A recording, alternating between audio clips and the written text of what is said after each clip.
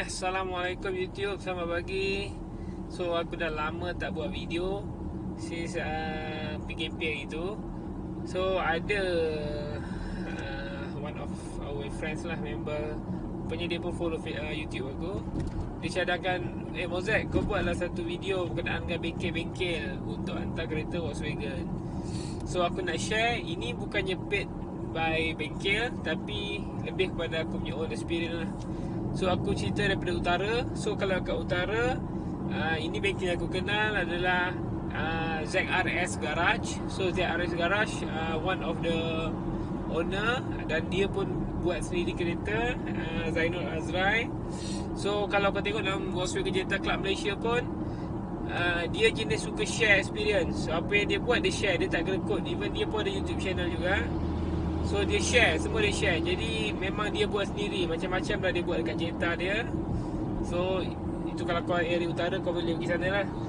So kalau dekat area Lembah Kelang, so kalau Lembah Kelang kita ada banyak, tapi yang aku biasa pergi ada dua je lah yang biasaan aku pergi, Vagtechnic dengan Autohauz Technic. So basically Vagtechnic ni dia ada 3 tu macam orang tak ingat, tapi ada di Balakong ataupun Ceras Jaya, satu lagi di Glameri, tak salah aku satu lagi di BJ, tapi aku biasa hantar kat dua-dua je. Vagtechnic ni dia banyak bagi pilihan kau barang OEM. Kalau kau tak mampu beli barang ori, kau boleh beli barang OEM. So itu adalah Vagtechnic. Satu lagi Autohauz Technic. Itu Autohauz Technic pun dia ada dalam grup Volkswagen Jetta Club Malaysia. Iqbal boleh tengok. So basically aku memang selalu pergi sana juga. Pernah tukar radiator kat sana. So dia pun jenis yang mengkaji kereta juga. So you all pun boleh pergi juga kalau berdekatan dengan Subang. Okay, Autohauz Technic dah pindah kat Subang. Sebelum ni tak salahnya dekat kampung Melayu Subang, sekarang pindah kat Subang. Kemudian ada satu lagi, Mat Auto Garage, aku tak pernah pergi. Tapi itu pun antara yang tengok ramai dalam grup kalau cerita, itu pun dia orang suggest lah. Satu lagi Modz Kajang, dulu pun aku pernah hantar, sebab dulu aku duduk dekat area Bandar Baru Bangi. So aku pernah juga hantar dekat Modz Kajang.